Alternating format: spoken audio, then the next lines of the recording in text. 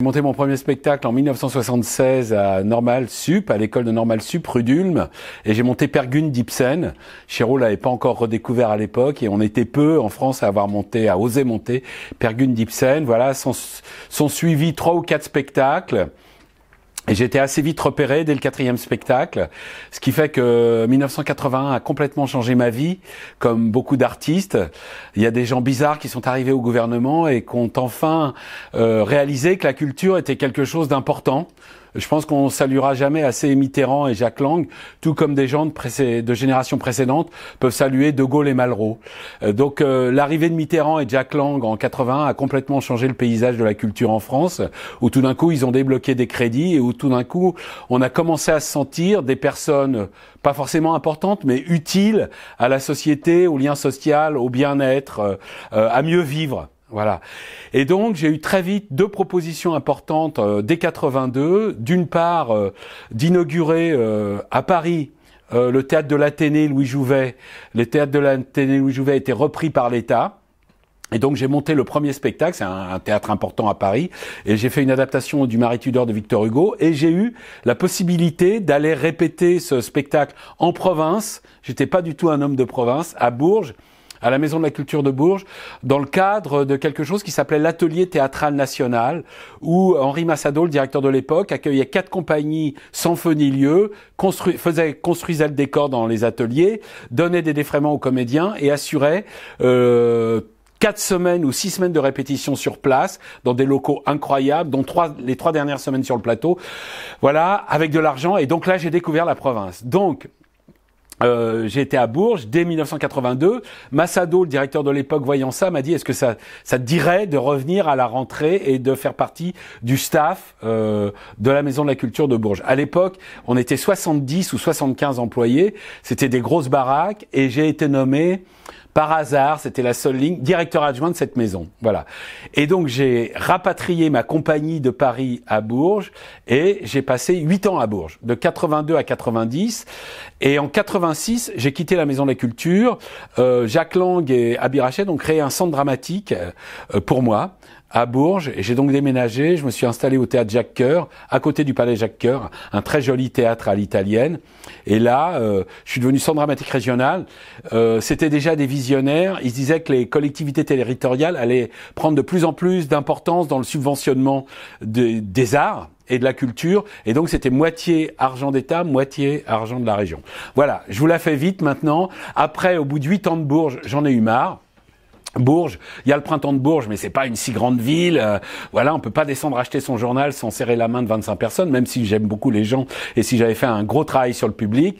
J'ai demandé à Lang, je crois que c'était Lang encore à l'époque, de partir ailleurs. Il m'a dit: oui, mais on veut absolument que tu restes en région centre. Va à Tours, va voir Tours, mais nous, on se mouille pas parce que le maire, c'était Jean Royer, anti-pilule, anti-avortement, un catho très réac et un mec faisant très peur à la classe politique de l'époque de par sa raideur, on peut dire. Et là, j'ai écrit une lettre simple et Jean Royer m'a reçu un 11 novembre. La mairie était fermée à 6h du matin avant les défilés pour voir si j'allais être à l'heure et si j'étais bien à Tours la veille au soir. Donc là, j'ai découvert un personnage qui se prenait à la fois pour Victor Hugo et Louis Jouvet et qui était en fait un homme de théâtre absolument incroyable et qui d'entrée de jeu m'a dit: votre proposition m'intéresse. Donc j'ai eu, comme en football, un transfert. C'est-à-dire que j'ai amené le label et j'ai amené l'argent. J'ai amené le label de centre dramatique. Il y en a pas tant que ça en France, il y en a jamais qu'une trentaine. Hein. Et donc j'ai amené à Tours. Donc le label a quitté Bourges pour Tours. Il y a eu un ramdam politique dans la mesure où la droite à Tours tout d'un coup s'est réveillée en disant: c'est un scandale que on perde un centre dramatique. Mais c'était trop tard, la chose était faite. Et là, le deuxième entretien avec Jean Royer, je cite pour l'anecdote, il me dit: jamais Brecht, jamais Genet, jamais Coltès. Bon, donc les raisons sont faciles à trouver. Brecht, à cause, c'est un marxiste. Genet, c'est un homosexuel.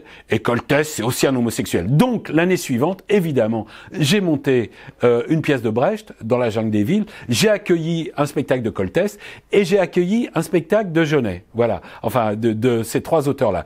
Et là, comme ça, le rendez-vous suivant que j'ai eu, oh, c'est bien les tragédies grecques que vous avez programmées cette année. Donc, il avait de l'humour, ce gars-là, quand même. Voilà. Bon, et puis là, j'ai donc fait ma route. J'ai intégré un théâtre qui s'appelait le théâtre Louis Jouvet, mais qui était un théâtre de 280 places que je trouvais pas assez grand.